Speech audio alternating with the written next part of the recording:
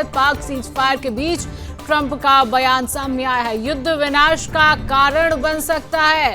Donald Trump का ये बयान है कि युद्ध में कई जान जा सकती थी। दोनों देशों के बीच व्यापार बढ़ाने जा रहा हूं। बड़ी खबर है और एक बड़ा बयान यहां पर ट्रंप का सामने आया है कि दोनों देशों के बीच व्यापार बढ़ाने जा रहा हूं। युद्ध में कई लोगों की जो है कई जान जा सकती थी। बड़ी खबर है और भारत पाक सीज फायर के बीच ट्रंप का ये बड़ा बयान इस बार सामने आया है। बड़ी खबर है, उन्होंने कहा है कि युद्ध विनाश का कारण बन सकता है। अगर युद्ध हुआ तो विनाश का कारण बन सकता है। युद्ध में कई लोग की जान जा सकती है। और इसी बीच एक और बड़ी खबर है कि भारत ने पाकिस्तान को करारा जवाब दिया है। आतंकवाद के खिलाफ जीरो टॉलरेंस नीति पर जोर दिया जा रहा है। सैन्य और कूटनीतिक मोर्चों पर भारत की सख्त कार्रवाई देखने को मिली है। प्रधानमंत्री नरेंद्र मोदी के नेतृत्व में भारत ने ऑपरेशन सिंदूर के माध्यम से पाकिस्तान को सैन्य और कूटनीतिक दोनों मोर्चों पर अब करारा जवाब दिया है।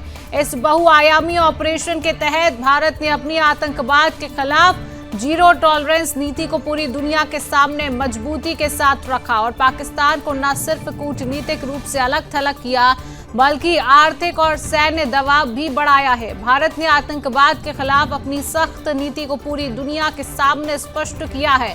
पाकिस्तान को यह संदेश दिया कि भारत अब किसी भी प्रकार के आतंकवाद को बर्दाश्त नहीं करेगा। मोदी सरकार ने पाकिस्तान के खिलाफ कड़े फैसले लेकर उसे अंतर्राष्ट्रीय स्तर पर न केवल अलग थलग किया बल्कि आर्थिक दबाव भी बढ़ाया है। इस ऑपरेशन ने भारत की शक्ति और दृढ़ता को प्रदर्शित किया और यह दिखाया कि भारत अपनी सुरक्षा और संप्रभुता के मामले में पूरी तरह से प्रतिबद्ध है और पाकिस्तान को यह एहसास दिलाया गया कि आतंकवाद के खिलाफ भारत का रुख कोई समझौता नहीं करेगा।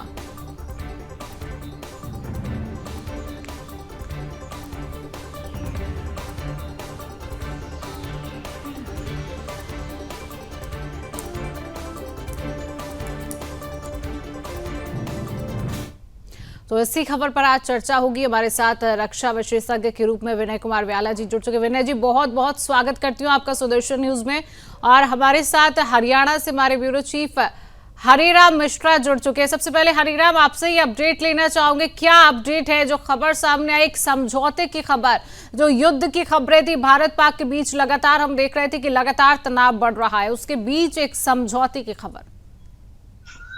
बिल्कुल, कल शाम को जिस तरीके से विदेश सचिव विक्रम मिस्री ने यह बताया कि भारत पाक में सीज फायर हो चुका है, लेकिन इसके बावजूद पाकिस्तान ने जो है उस सीज फायर का उल्लंघन किया और बाकायदे जो है भारत के सीमावर्ती इलाकों में जो है ड्रोन से हमले करते हुए नजर आया। चाहे वो जम्मू कश्मीर हो, चाहे वो पंजाब हो, चाहे वो राजस्थान के बॉर्डर हैं, इन सभी जगहों पर बाकायदे ड्रोन के हमले दिखाई पड़े, जिनको भारतीय सेना ने सफलता पूर्वक जो है खत्म करने का काम किया। इसके बाद से मुझे ऐसा लगता है कि भारत की तरफ से डिप्लोमेटिक कार्रवाई शुरू हुई और इसके जिसमें भारत को सफलता मिली। इसके बाद से किसी भी आधी रात के बाद से किसी भी तरह का कोई ड्रोन हमला पंजाब हो या सीमावर्ती कोई इलाका हो वहां पर देखने को नहीं मिला है। अभी शांति देखने को मिल रही है।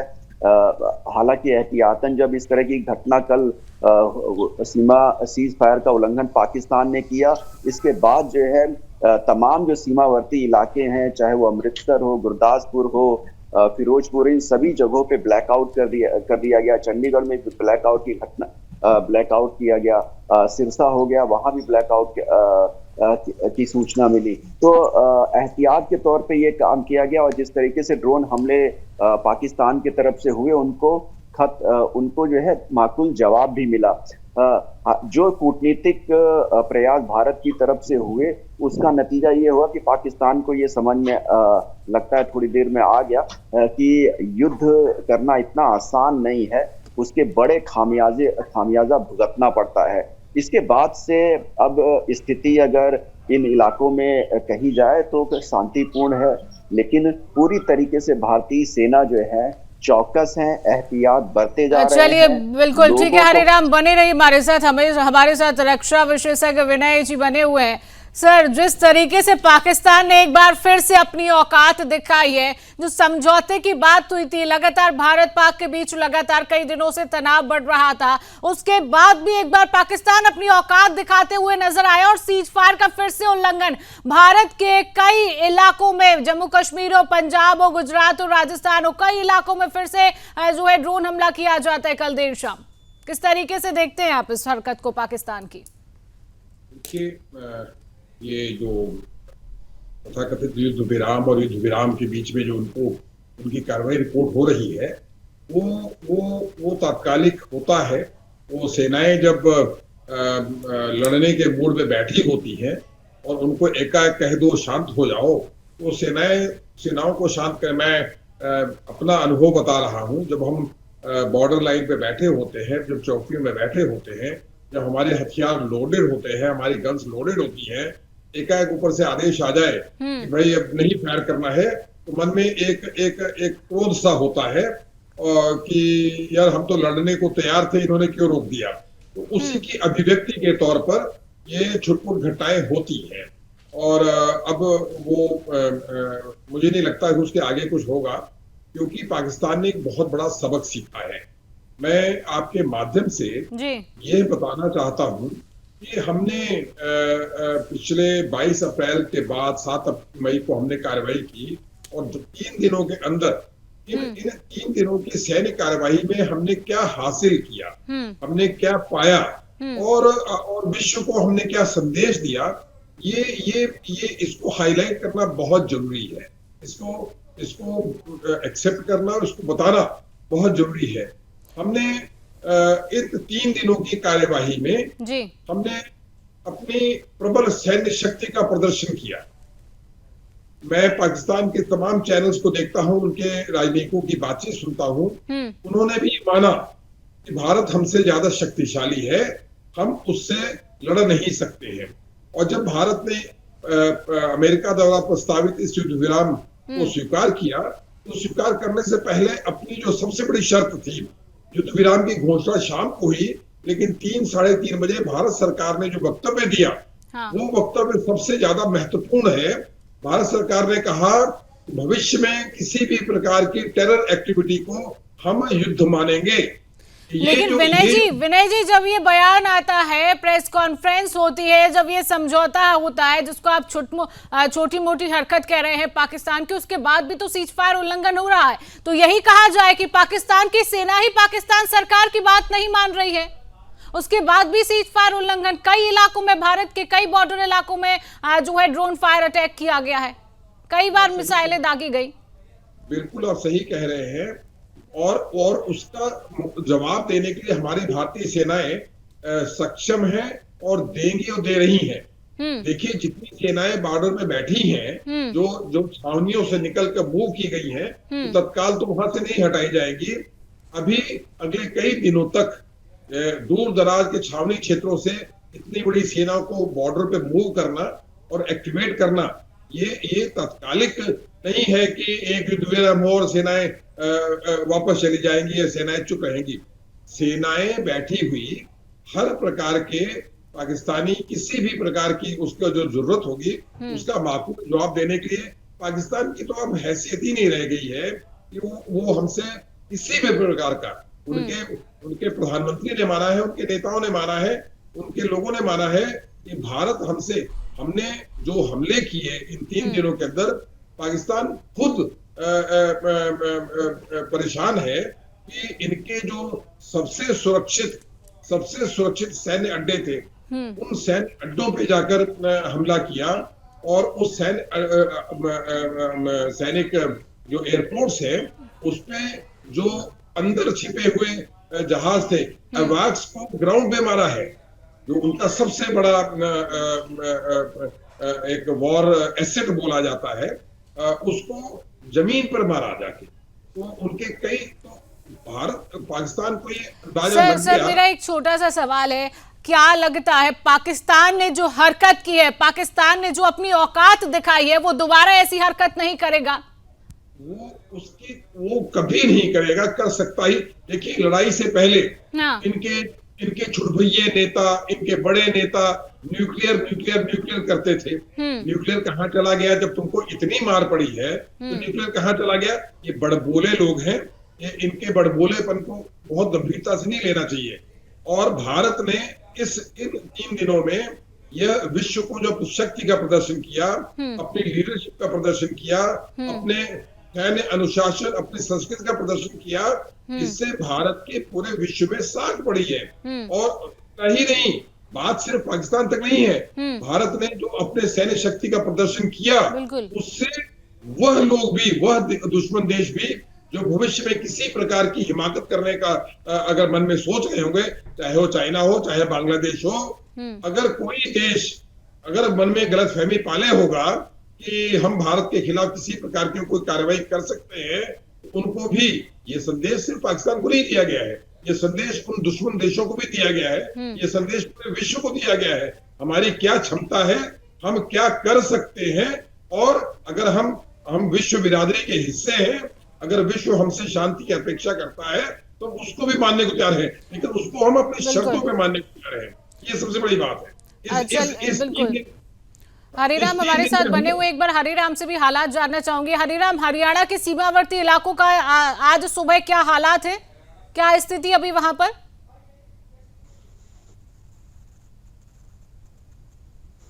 देखिए, अभी तो हालात बिल्कुल सामान्य है, शांतिपूर्ण है, लेकिन इतना जरूर है कि सरकार की तरफ से या सेना की तरफ से पूरा संजीदा हालातों को रखा गया हुआ है। संवेदनशील इलाके होने के कारण जो है यहाँ पे चौकसी पूरी तरीके। चलिए, हरिराम की आवाज कट गई है। विनय सर, आपसे ही सवाल है मेरा, एक्ट वॉर जो बात हो रही थी, भारत जो लगातार, हमारा देश लगातार बात कर रहा था, प्रेस कॉन्फ्रेंस में भी ये बात हुई कि अगर पाकिस्तान की तरफ से कोई भी हरकत की जाती है तो एक्ट वॉर यानी कि युद्ध किया जाएगा। आप युद्ध किसको मानते हैं, क्या कहेंगे आप? देखिए, जो भारत सरकार ने तो एक बहुत बड़ी पॉलिसी डिसीजन जो कर लिया, जिसको पूरे विश्व को बताया कि भविष्य में पाकिस्तान द्वारा, जैसे पहले पुलवामा हुआ या पहलगाम हुआ या जो भी हुआ, अगर किसी प्रकार की कोई आतंकवादी कार्यवाही भारत में पाकिस्तान ने की तो भारत उसे युद्ध मानेगा। यानी युद्ध मानेगा माने इससे ज्यादा बड़ा प्रहार करेगा, और वो अब भविष्य में किसी की बात को मानेगा नहीं। ये जो विश्व को ये भारत ने एक मैसेज दिया है, ये बहुत बड़ा मैसेज है। और इस मैसेज के पीछे इसकी जो उपलब्धि है, जिस प्रकार आपने देखा कि पाकिस्तान में जगह जगह बीसीओ आतंकवादी तंजीम के अपने अपने मुख्यालय थे, अपने अपने ट्रेनिंग ग्राउंड थे, अपने अपने मदरसे थे, अपने अपनी मस्जिद थी, और पाकिस्तान सरकार को उनका प्रश्रय था। अब पाकिस्तान किसी भी प्रकार के आतंकवादी गुट को भारत में किसी कार्रवाई करने से भेजने से पहले 10 बार सोचेगा, और उसको भारत सरकार की लाइन याद आएगी कि any act of terror will be considered as an act of war. और अभी 3 दिन के अंदर पाकिस्तान की कमर टूटी। पाकिस्तान का कितना नुकसान हुआ वो हम जानते हैं, और हमने उनके चैनल्स पे और इंटरनेशनल चैनल्स पे उसका आकलन किया है। 3 दिन के अंदर पाकिस्तान की कमर टूट गई है, जो लड़ नहीं सकता है, तो वो अब काश्मीर रिपीट करना वो बंद करेगा। वो उसको ये बता दिया गया कि तुम कश्मीर को भूल जाओ, ऊपर से तुम्हारा पीओके भी अगर भारत पूरी सैन्य कार्रवाई करता तो शायद पीओके भी हमारे कब्जे में हो जाता। विनय सर, देखिए, लगातार भारत जो बात कर रहा था, भारत जो शुरू से बात कर रहा था, हमारा टारगेट है कि आतंकवाद को खत्म करना। अगर हमने कोई अटैक किया है, हमारी मिसाइल, तो हमने जो है आतंकी अड्डों पर अटैक किया है, ना कि हमने किसी नागरिक को या आम सिविलियन को हमने अटैक नहीं किया है। हमारा मकसद जो था वो आतंकवाद को खत्म करना। क्या लगता है आपको, आपकी क्या प्रतिक्रिया रहेगी? भारत का जो हमने इतने दिनों में एक्शन देखा, हमारी भारतीय सेना हो, एयर डिफेंस सिस्टम हो, हमने जिस तरीके का जो एक्शन किया, ऐसे पाकिस्तान डर गया है और आगे ऐसी कोई हरकत पाकिस्तान की नहीं देखने को मिलेगी। आतंकवाद क्या खत्म होता हुआ अब नजर आएगा हमें? आतंकवाद एक फैक्टर है पूरे विश्व में, वो पूरी तरह से खत्म नहीं होता है, लेकिन उसमें कमी आएगी। और जो स्टेट स्पॉन्सर टेररिज्म है, जो पाकिस्तान की ISI, पाकिस्तान की आर्मी और स्पॉन्सर टेररिज्म है, उसमें उसमें रोक आएगी, या वो कोई और, जैसे वो एक वर्ड इस्तेमाल करते हैं, नॉन स्टेट एक्टर्स, यानी ये हमारे बंदे नहीं है, सरकार के बंदे नहीं है।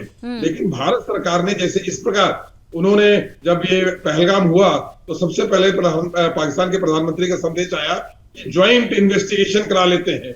भारत ने कहा कोई ज्वाइंट इन्वेस्टिगेशन नहीं है, हमारा अपना इन्वेस्टिगेशन पर्याप्त है, तुम जिम्मेवार हो, हम तुम्हें सजा देंगे।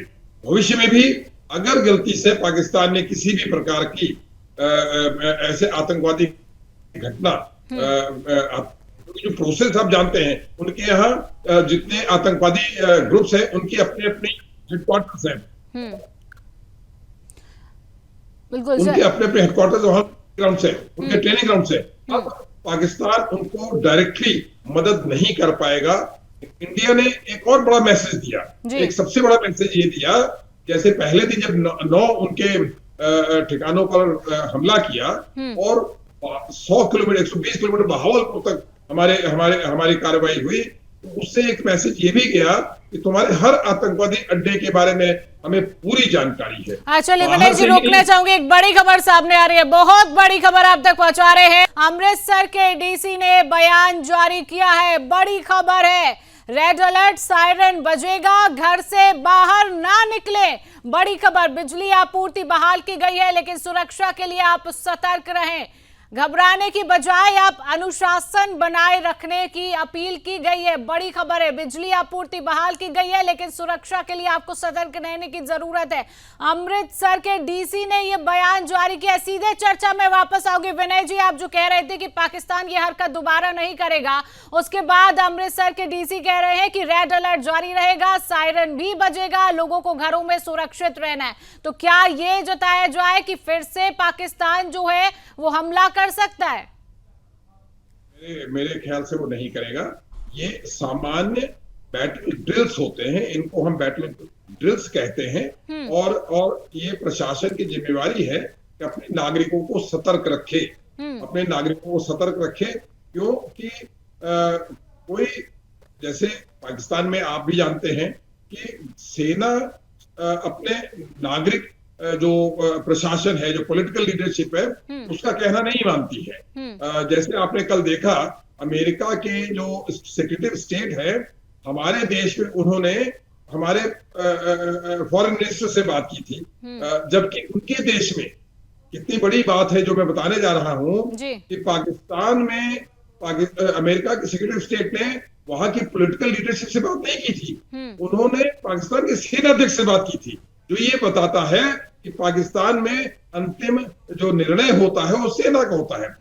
शहबाज शरीफ से अमेरिका ने बात नहीं की, बात किससे की?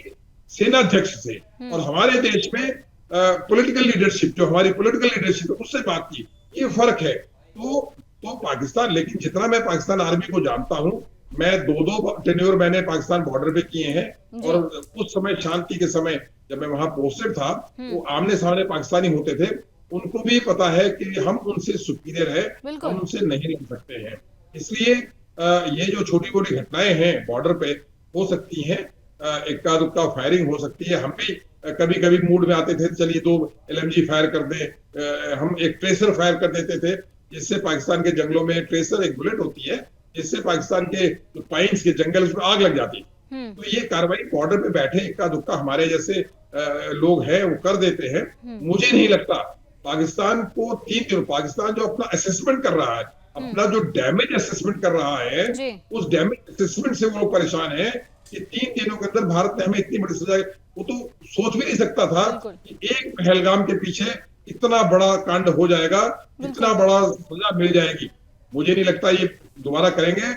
और जैसे मैंने पहले बताया, सेनाएं तत्काल वहां से बॉर्डर लाइन से विड्रॉ नहीं करने वाली है। बिल्कुल सेनाएं बिल्कुल तैनात है, बॉर्डर पर सेनाएं तैनात है, लगातार ये बात भी सामने आ रही है। और जिस तरीके से बिहार में जब जनसभा कर रहे थे प्रधानमंत्री नरेंद्र मोदी, तो उन्होंने कहा भी था कि बच नहीं पाएंगे। बदला जो है, जो पहलगाम में जो हमला आतंकियों ने किया है वो बदला जरूर लिया जाएगा और उसी बदले को लिया गया, इसलिए नाम दिया गया ऑपरेशन सिंदूर। और उन पाकिस्तानियों को इस सिंदूर की कीमत बहुत अच्छे से पता चल गई है, जिस तरीके से भारत ने पाकिस्तान को मुंहतोड़ जवाब दिया है। हरिराम, आपके पास वापस आना चाहूंगे। हरिराम, अभी क्या हालात है वहां पर? हरियाणा के सीमावर्ती इलाकों के क्या हालात है? क्या रेड अलर्ट अभी भी जो है? समझता हूँ बहुत सारे फैक्ट्स हैं जो हमारी लीडरशिप जानती है और मुझे और आपको नहीं मालूम। इंटरनेशनल डिप्लोमेसी में बहुत सारे इश्यूज होते हैं जिनका ध्यान देना पड़ता है, जो देश हित में होता है। मुझे पूरा हालांकि एज ए इंडियन, भारतीय होने के नाते मैं चाहता था और मुझे विश्वास है कि यही वो लोग जो फैसला करने वाले वो भी यही चाहते होंगे। हर भारतीय चाहता है कि 2-3 दिन हमारी आर्म्ड फोर्सेस को और मिलने चाहिए थे पाकिस्तान को हैमर करने के लिए, और उनको ऑलरेडी जिस तरह से कल रात परसों रात से उनको हैमर किया था और घुटनों पे वो आए, वो थोड़े 2-3 दिन और मिलने चाहिए थे। वो वही सेंटिमेंट शायद फैसला करने वाली लीडरशिप का भी होगा, लेकिन उनको बहुत सारी चीज़ों का ध्यान देना पड़ता है। इंटरनेशनल डिप्लोमेसी में बहुत सारे फैक्टर्स को मद्देनज़र रखना, देश का लार्जर इंटरेस्ट देखना पड़ता है, ईगो पे नहीं चलता। तो अच्छी बात है बार अगर टलती है, लेकिन पाकिस्तान ने कल रात को जिस तरह से इस पहले सीज फायर हुआ और उसके बाद फिर जो है फायरिंग हुई कल रात को काफ़ी देर जी, वो देखिए ऐसा है कि वो बड़ा हैरानगी की बात थी कि 5 बजे से सीज फायर लागू होगा, लेकिन 7-8 बजे 8 बजे 9 बजे तक ये फायरिंग दोबारा ड्रोन्स का स्वार्म ऑफ ड्रोन्स श्रीनगर में, जम्मू में, उधमपुर में, कटरा में, गादरबल में, बहुत सारे इलाकों में, जम्मू कश्मीर में, पंजाब में, गुजरात तक, राजस्थान तक। तो आप इस तरह का वो कर रहे हो तो फिर आपका कौन सा एग्रीमेंट है? इससे तो ये लग रहा था कि सिविल लीडरशिप का कोई पाकिस्तान में कंट्रोल ही नहीं है। वहाँ की फ़ौज, वो जो कहा जाता है कि वहाँ की फ़ौज ही सब कुछ, हर बीमारी की जड़ फौज है, टेररिज्म की जड़ फौज है, क्योंकि उनका स्लोगन ही यही है कि हमें जिहाद लड़नी है। उनका वो इस्लामिक आर्मी है, वो नॉर्मल आर्मी नहीं है। उन्होंने अपना मोटो ही यही बनाया है कि हमें जिहाद करना है, हमें गज़वा हिंद करना है, हमें यूज़ करना है टेररिज्म को as instrument of state policy. तो ये जो सीज़ फायर है, मुझे पूरा विश्वास है कि भारत की लीडरशिप ने इंसिस्ट किया होगा अमेरिका पर या जो भी देश इसमें मध्यस्थता कर रहे थे, चाहे वो सऊदी अरबिया हो, यूएई हो, चाइना हो, कि आप ये वाला पाकिस्तान टेररिज्म को रोकेगा। तभी ये जो भारत का स्टेटमेंट आया है कि any act of terrorism will be taken as act of war, तो मुझे लगता है वो स्टेटमेंट इसीलिए आया है कि भारत की वो कंडीशन होगी। अब जो हालांकि ये मैं इन्फर कर रहा हूँ उस स्टेटमेंट से, तो उसके लिए क्या गारंटी है कि दोबारा पुलवामा या पहलगाम जैसा इंसिडेंट नहीं होगा? और होगा क्या, दोबारा फिर हम अटैक करेंगे और फिर ये लोग कंट्रीज आएंगे? तो जब तक पाकिस्तान अपनी ये वाली पॉलिसी जो है उसको नहीं बदलता, तो आप इस सीज फायर का कोई मीनिंग नहीं रहेगा, ये मेरा मानना है। Trump has appreciated India and Pakistan that they have ceased the firing on both. तो अभी आप एसपी वेद डिफेंस एक्सपर्ट्स को सुन रहे थे। विनय जी, सीधा आपके पास आना चाहूंगे। जिस तरीके से एसपी जी कह रहे हैं कि हमारी भारतीय सेना को अभी और समय दिया जाना चाहिए था, क्योंकि जिस तरीके से बातें सामने आ रही हैं कि हम जिस तरीके से पहलगामी हमला हुआ है और पहलगाम के जो आतंकी है वो अभी भी खोले में घूम रहे हैं, हमने उनको नहीं अटैक किया, हमने उन्हें नहीं मारा है। तो क्या ये बात है कि आगे ऐसा कोई अटैक जो है पाकिस्तान नहीं करेगा, आगे पहलगाम जैसी घटना नहीं होगी?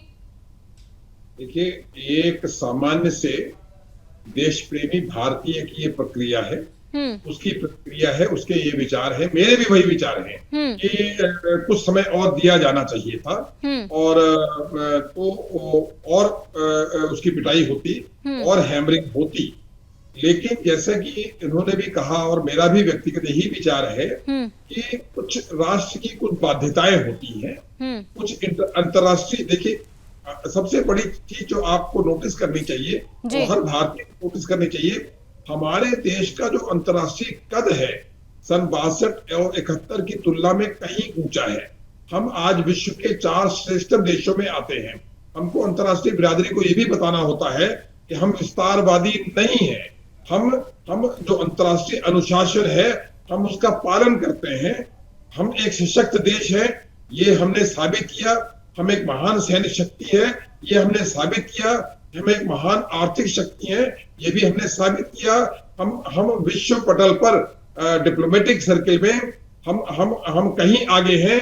पाकिस्तान के प्रधानमंत्री ने खुद इस बात को अपनी स्पीच में स्वीकार किया है कि हमने जैसी आशा की थी हमको अंतर्राष्ट्रीय बिरादरी का समर्थन, उसने तो चीन तक को कहा कि उसने भी हमारा समर्थन नहीं किया।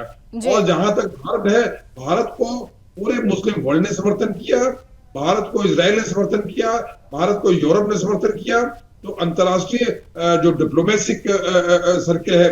विनय जी आप अनुशासन की बात कर रहे हैं, लेकिन दूसरा देश भी तो अनुशासन की बात करे, वो तो सिर्फ आतंकवाद की भाषा और युद्ध की भाषा ही समझता है।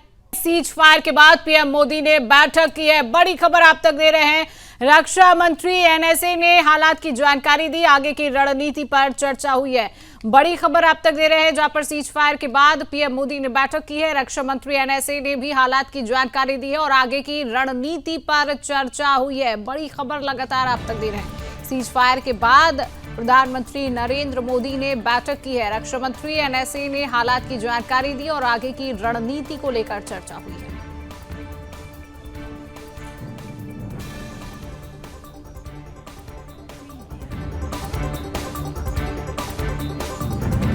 तो चर्चा में वापस आएंगे। विनय जी लगातार हमारे साथ बने हुए हैं। विनय जी, जिस तरीके की बात हम कर रहे थे, अनुशासन की बात आपने कही थी और मेरा आपसे सवाल था कि सामने वाला जो देश है वो भी तो अनुशासन की बात करे, क्योंकि वो तो आतंकवाद की भाषा समझता है, जिहाद की भाषा समझता है। क्योंकि जब पहलगाम पर हमला किया गया तब धर्म पूछकर हमला किया गया, तो उसको सिर्फ और सिर्फ आतंकवाद की भाषा समझ आती है। लगातार क्योंकि विपक्ष भी लगातार प्रधानमंत्री के साथ था, पूरा देश एक साथ इस बार नजर आ रहा था। आपको नहीं लगता कि सेना को कुछ और समय दिया जाना चाहिए था? पाकिस्तान को एक सबक इस बार सिखाना चाहिए था? एक सैनिक होने के नाते जी, और एक सक्रिय सैनिक होने के नाते, मैं इन्फेंट्री ऑफिसर हूं जिसने युद्ध ही लड़े हैं, युद्ध शास्त्र ही सीखा है जी, और शास्त्री सिखाया भी है। मेरे जैसे सैनिक, राष्ट्रभक्त सैनिक के मन में बात जरूर है और मेरी ही बात पूरे राष्ट्र के मन में है, क्योंकि मैं समाज से बहुत ज्यादा जुड़ा हूं। कई लोगों ने मुझे भी गालियां दी है क्योंकि मैं सरकार के साथ हूं, तो लोगों ने कहा कि क्यों ऐसा हुआ। आपकी बात से सहमत हूं कि कुछ समय और दिया जाना चाहिए था, लेकिन जैसा कि मैंने पहले भी कई चैनलों पे बताया है कि जब हम युद्ध का कोई निर्णय लेते हैं, निर्णय लेने से पहले हम लक्ष्य निर्धारित करते हैं और हमें लगता है अगर हम अपने लक्ष्य को पा रहे हैं तो हमको अनावश्यक युद्ध करने की आवश्यकता नहीं है। पाकिस्तान को मारने का, पाकिस्तान को कमजोर करने के कई साधन है जो भारत सरकार ने अपनाए हैं, जैसे पानी बंद करना, उसका व्यापार बंद करना, उसको आर्थिक दृष्टि से बहुत बड़ा धक्का लगा है, उसको सामरिक दृष्टि से बहुत बड़ा धक्का लगा है, उसको डिप्लोमेटिक वर्ल्ड में बहुत बड़ा धक्का लगा है। कोई व्यक्ति उसके साथ, सबसे बड़ी बात है कोई मुस्लिम कंट्री में उसके साथ खड़ा नहीं हुआ, तो पाकिस्तान को काफी चोट पहुंचाई है। 2-4 बम और गिरा देने से बहुत कुछ होने वाला नहीं है। हम उसको और मारते, उसके और सारे ठिकानों पर हमला करते, लेकिन क्या हमने इन 3 दिनों की कार्यवाही में हमने क्या पाया, क्या हासिल किया, हमें उसका ध्यान। और जहां तक उसको मारने की बात है, हम सक्षम हैं। हम देखिए आजकल की लड़ाई में कितना परिवर्तन आया है, इसको आपको देखना होगा। आजकल लड़ाई कन्वेंशनल वॉर नहीं रह गई है। हम लोग जो युद्ध से के विशेषज्ञ हैं, हम कहते हैं आजकल नो कॉन्टेक्ट वॉर है। हम सैनिक से सैनिक मिलता नहीं है और पूरी लड़ाई इन 3 दिनों की हवाई लड़ाई रही है, मिसाइल, ड्रोन्स और रॉकेट्स। और हमने तो बॉर्डर भी नहीं पार किया और पाकिस्तान को मार डाला। एक भी व्यक्ति ने बॉर्डर पार नहीं किया। हम कहीं गए भी नहीं और घर विनय बैठे। जी, लेकिन पहलगाम आतंकी हमले में जिन आतंकियों का हाथ था वो तो फिर भी खुलेआम घूम रहे हैं। देखिए, वो भले खूब खुल रहे, वो 2-4 व्यक्ति है, वो घूम रहे होंगे भी, मारे ही जाएंगे उनके, लेकिन उनके जो आका थे, जो उनके आतंकी अड्डे थे, जो उनके गॉडफादर थे, वो सब देखिए। अजहर मसूद के घर के 10 लोग मारे गए। अजहर मसूद खुद बोला मैं भी मर जाता तो अच्छा होता। यानी अगर अगर नौकर नहीं पकड़ा गया, उनके मालिक पकड़े गए, उनके आका पकड़े गए और पकड़े ही नहीं गए, उन ठिकानों को पूरी तरह से ध्वस्त किया गया, उन मदरसों को तोड़ा गया, उनकी मस्जिदों को तोड़ा गया जहां से वो ट्रेंड होते हैं। तो कहने का मतलब, अगर 2 लोग नहीं, वो भी पकड़े ही जाएंगे। मैं उसी इलाके में ऑपरेशन करके आया हूं, वो कहीं हो सकता है जंगल में छिपे हो, कोई भी। हम लोग अपने में सेना में हम कहते हैं एक आतंकवादी की लाइफ साल 6 महीने से ज्यादा नहीं होती है। आज नहीं पकड़ा गया, वो आइडेंटिफाई हो चुका है, वो मारा जाएगा। एक आतंकवादी की लाइफ 6 महीने साल भर से ज्यादा होती ही नहीं है। जब वो एक्ट करता है, वो जानता है उसको मारा जाएगा। और ये जो लोग आते हैं आतंकवादी बनके, वो सोसाइटी के लोवेस्ट स्टेटा के लोग होते हैं। उनका मरना ना मरना, उनका जीना ना जीना, ना उनके लिए ना उनके परिवार के लिए बहुत महत्व रखता है। They are like dogs. वो जो 4 लोग आए, वो मारे ही जाएंगे, इसमें आप किसी को कोई संशय नहीं होना चाहिए। ऐसा नहीं कि सीज़फायर हो गया तो वो छोड़ दिए जाएंगे। वो आर्मी की यूनिट्स जो वहां बैठी हैं, उनका सतत ऑपरेशन है, और उनके पास जो लोकल कश्मीरी हैं, वो स्वयं इन्फॉर्मर है हमारे। वो हमें स्वयं बताते हैं कि वो जो कश्मीरी वहां बैठा है, वो उसको भी बताता है, हमें भी बताता है। हम उसकी दूसरी सूचना को वेरीफाई करते हैं और हम उसे एक्शन लेते हैं। तो जहां तक इन 4 आतंकवादियों को मारा जाना है, मैं आपको आपके माध्यम से बताना चाहता हूं, वो मारे ही जाएंगे। लेकिन सवाल सिर्फ उन 4 आदमियों को मारने से आतंकवाद नहीं रुकता है। आतंकवाद कब रुकता है? जब उनके आका मारे जाए, जब उनके गॉडफादर्स मारे जाए। इस सैनिक कार्रवाई में हमें लिमिटेड ये नहीं रहना कि वो 4 मारे गए कि नहीं मारे गए। चलिए ठीक है, हरिराम हमारे साथ लगातार बने हुए। हरिराम, क्या स्थिति है हरियाणा के सीमावर्ती इलाकों के? क्या हालात हैं अभी? क्या अभी भी रेड अलर्ट वहां पर है? क्या स्थिति, क्या हालात हरिराम? अगर कल रात के बाद की जो घटना, सीज फायर उल्लंघन के बाद की घटना देखी जाए, तो पूरी सतर्कता यहाँ पर बरती जा रही है।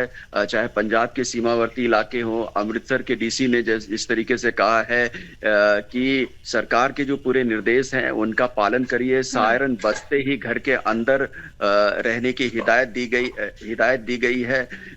किसी भी तरह जितने भी एहतियातन उपाय होते हैं उसका पूरा पालन करने के लिए आम जनता से कहा गया हुआ है। और इसी तरह के जो नियम हैं वो पूरे सीमावर्ती इलाकों में लागू किए गए हैं। चाहे हरियाणा की बात करें तो ये नहीं कहा जा सकता कि किसी भी तरह की ढिलाई है। जो सिटीजन चार्टर जो है युद्ध काल में होता है, वही सिटीजन चार्टर जो है इस समय भी लागू किया जा रहा है। एहतियात के तौर पर भारत किसी भी तरीके से ये नहीं किसी भी तरह की लापरवाही नजर नहीं आ रही है प्रशासन में, कि वो ये मान के बैठे कि पाकिस्तान दोबारा जो है दुस्साहस नहीं दिखा सकता है। यही वजह है कि चाहे जिला प्रशासन पर, आम पुलिस प्रशासन हो, चाहे जिला प्रशासन हो, सबने जो है एहतियात के तौर पर ये माना हुआ है कि ये सीज फायर है, अभी युद्ध चल रहा है, रुकावट है। लेकिन कभी भी पाकिस्तान ने जिस तरीके से सीज फायर का उल्लंघन रात में किया, कभी भी कर सकते हैं। तो एहतियात के तौर पे सभी कदम उठाए गए हैं। जिस तरीके से डीजीएमओ की बैठक 12 तारीख को 12 बजे रखी गई है, तो ये पूरे जो घटनाक्रम है, पूरे जो स्थितियां हैं, उन सब का मुआयना और देखने के बाद ही दोनों जो अधिकारी आपस में बात करेंगे, और उसके बाद ही निर्णय होगा कि आगे जो है सीज फायर कंटिन्यू रहता है या नहीं रहता है, या उसे तोड़ने की जरूरत है। तो ये तमाम चीजें हैं जो देखी जा रही हैं। ऐसा नहीं है कि भारत ने जो है पूरी तरीके से आतंकवाद को खत्म कर दिया है। इसमें कोई दो राय नहीं कि जिस तरीके से भारत ने 9 आतंकी ठिकानों पे हमला किया है, उसके बाद भी कई आतंकी वहां पर बचे हुए हैं और वो भी ये सोच रहे होंगे कि हमें हिंदुस्तान से बदला लेना है। टोटल 21 ठिकाने भारत सरकार ने चिन्हित किए हुए थे आतंकी ठिकानों के तौर पर पाकिस्तान में। उनमें अभी मात्र 9 ही ठिकाने नेस्तनाबूद किए गए हैं और ऐसा यही वजह है कि तमाम जो एक्सपर्ट हो, चाहे एसपी वैद्या हो, वो भी ये मानते हैं कि कम से कम जो है भारत को 1 से 2 दिन और मिलना चाहिए था उन ठिकानों को नष्ट करने के लिए, क्योंकि ऐसा नहीं है कि आतंकवादी जो है पूरी तरीके से समाप्त हो गए हैं और पाकिस्तान उन्हें जो है आतंकवाद छोड़ करके किसी और अन्य कामों में लगाने जा रहा है, किसी धार्मिक काम में, या फिर हालांकि पाकिस्तान में धार्मिक काम भी आतंकवादी फैलाना है, किसी और काम में किसी मशीनरी को बनाने में लगाने जा रहा है, वो उनसे आतंकवाद ही फैलाएगा और उनका जो मकसद है वो हिंदुस्तान में ही आतंकवाद फैलाएगा। तो अच्छा होता कि यही ऐसा जब भी आप किसी आम नागरिक और तमाम जगहों से भी बात करेंगे तो उनके मन में ये जरूर है कि सरकार ने जो है सीज फायर का ऐलान बड़ा ही जल्दी कर दिया। सबसे बड़ी बात यह है कि भारत एडवांटेज में था। यही सवाल लोग पूछ रहे हैं कि अगर पाकिस्तान एडवांटेज में होता तो क्या वो सीज फायर के लिए राजी होता। ये इस तरह के तमाम जो सवाल हैं वो आम नागरिक सरकार से पूछ रहे हैं। ये जरूर है कि ये सरकार के कान में जाने चाहिए कि आम लोग क्या सोचते हैं। इन सब हो सकता है कि तमाम बाधाएं हो, इंटरनेशनल प्रेशर हो, लेकिन सबसे पहले तो आप अपने नागरिकों की सुरक्षा देखेंगे। क्या वो नागरिकों की सुरक्षा वहां पर निभाई गई? क्या आतंकवादियों के पूरे अड्डे खत्म कर दिए गए? उसका उत्तर बात साफ हरिराम है वही सामने आ रही है कि हमारा मकसद शुरू से आतंकवाद को खत्म करना रहा है, लेकिन आतंकवाद अभी पूरी तरीके से भारत ने खत्म नहीं किया है।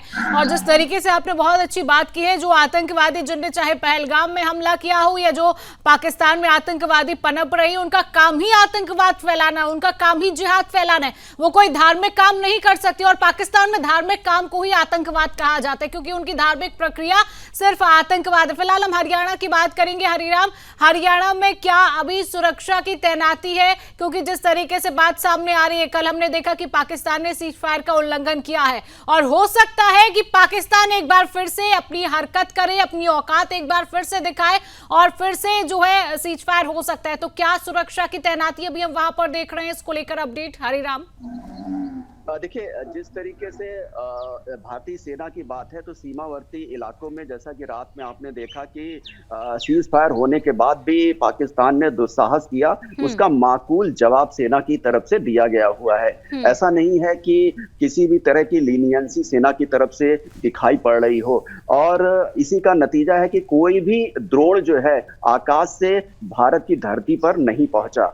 तो इस तरह की चौकसी अभी भी की जाती है। दूसरा पक्ष होता है कि जिला प्रशासन की क्या कार्रवाई होनी चाहिए या उसकी क्या भूमिका होनी चाहिए। जिला प्रशासन आम नागरिकों को निर्देश दे रहा है कि वो चौकस रहे, जब भी कभी भी सायरन या अलर्ट की घोषणा हो तो तुरंत वो अपने घरों के अंदर चले जाएं, अपनी खिड़कियों को, पर्दों को बंद कर दें, दुकानों को बंद कर दें और यही अगर रात में होता है तो पूरी तरीके से ब्लैकआउट करें, किसी भी तरह की लाइट ना जले। तो इस तरह की एहतियात अभी भी है, संवेदनशीलता अभी भी बनाए रखी गई है, बनी हुई है प्रशासन की तरफ से। उसे उम्मीद और साथ में जो सिटीजन की भूमिका, नागरिक की भूमिका है, सिटीजन चार्टर को कह सकते हैं, सिविल डिफेंस को कह सकते हैं, कि उसको भी इस समय पूरी तरीके से ये नहीं रद्द किया गया है कि आगे कोई पाकिस्तान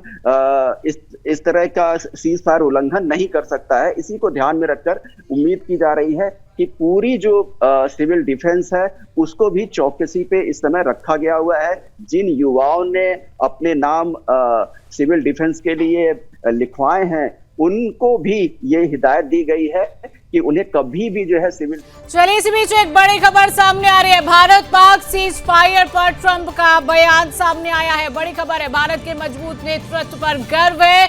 ट्रंप का ये बयान कि भारत के साहसी नेतृत्व ने युद्ध टाला है। जंग होती तो लाखों निर्दोष जो है वो मारे जाते। भारत पाक के नेतृत्व ने समझदारी दिखाई है।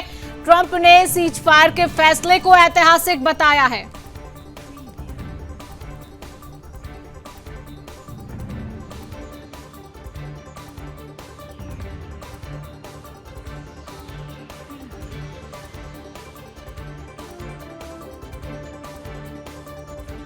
और इसी बीच एक और बात करेंगे। बड़ी खबर, विदेश मंत्रालय का बड़ा बयान सामने आया है। पाकिस्तान स्थिति को समझे, विदेश मंत्रालय का यह बड़ा बयान कि पाकिस्तान स्थिति को समझे। पाकिस्तान की तरफ से सीज फायर का उल्लंघन किया गया है और पाकिस्तान जल्द इस पर कार्रवाई करे। जिस तरीके से सीज फायर के समझौते की बात की गई, सेना को हर जरूरी कदम उठाने के निर्देश जो है वो दिए जाए और पाकिस्तान को इस पर जल्द एक्शन लेना पड़ेगा, क्योंकि सीज फायर का उल्लंघन पाकिस्तान की तरफ से जिस तरीके से किया गया है।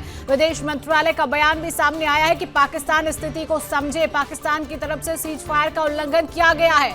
बड़ी खबर आप तक दे रहे हैं, पाकिस्तान जल्द इस पर कार्रवाई करे, क्योंकि जब आदेश आ गए थे, जब निर्देश जारी किया गया था, उसके बाद भी पाकिस्तान अपनी हरकत दिखाता हुआ नजर आया।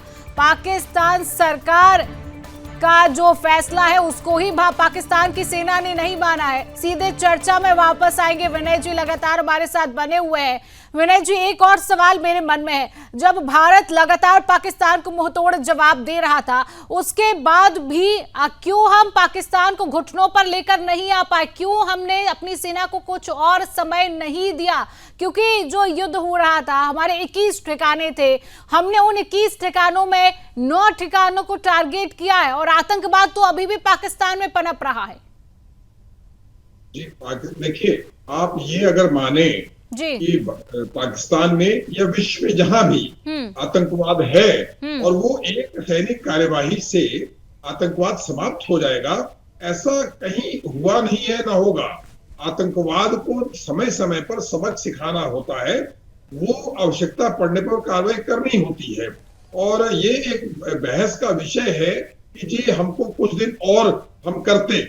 इजराइल आज 2 वर्षों से हमास जैसे छोटे सी पट्टी, आप हमास के बारे में जानते हैं कि वो कितना बड़ा इलाका है गाजा पट्टी, और वो हम उसको इजराइल जैसा शक्तिशाली देश जो अमेरिका द्वारा समर्थित है, वो तमाम हमास आतंकवादियों को पूरी तरह खत्म नहीं कर पाया है।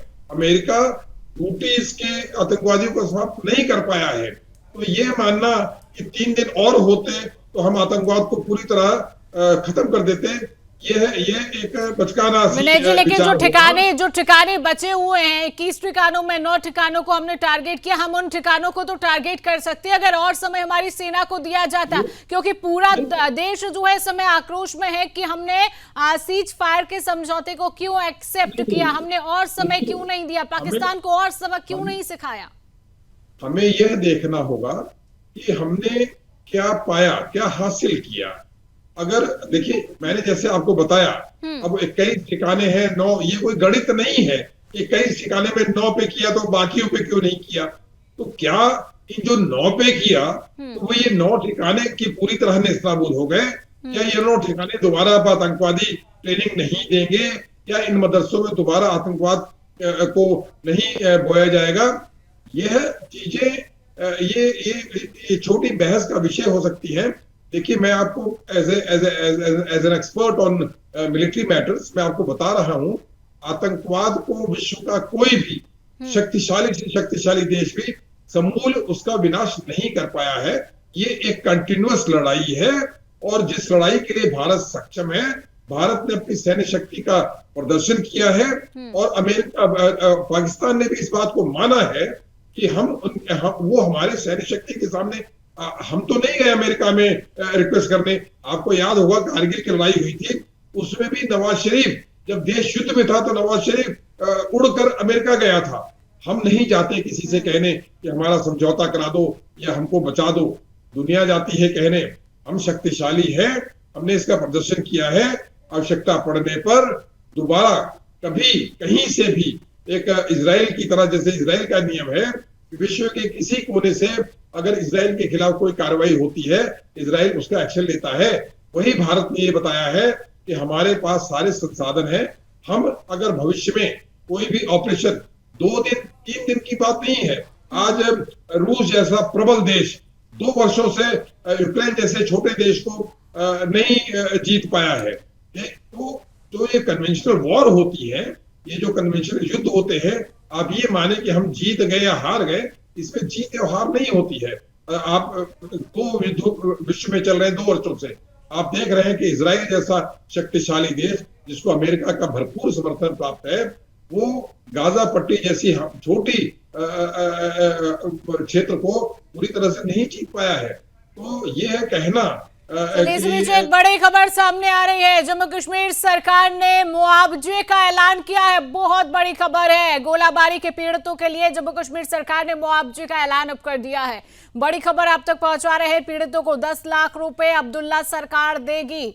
पीड़ित परिवार को 10 लाख रुपए अब्दुल्ला सरकार देगी। जम्मू कश्मीर सरकार ने मुआवजे का ऐलान कर दिया है। गोलीबारी के पीड़ितों के लिए मुआवजे का ऐलान किया गया है। बड़ी खबर आप तक दे रहे हैं। जो पीड़ित परिवार है उनको 10 लाख रुपए मुआवजा सरकार देगी। बड़ी खबर आप तक। गोलीबारी से पीड़ित जो परिवार हैं, जो पाकिस्तान की फायरिंग में जो पीड़ित हुए हैं, उनको 10 लाख रुपए मुआवजे का जो है सरकार ने ऐलान किया। विनय जी, आपके पास वापस आऊंगी, आप अपनी बात पूरी करिए।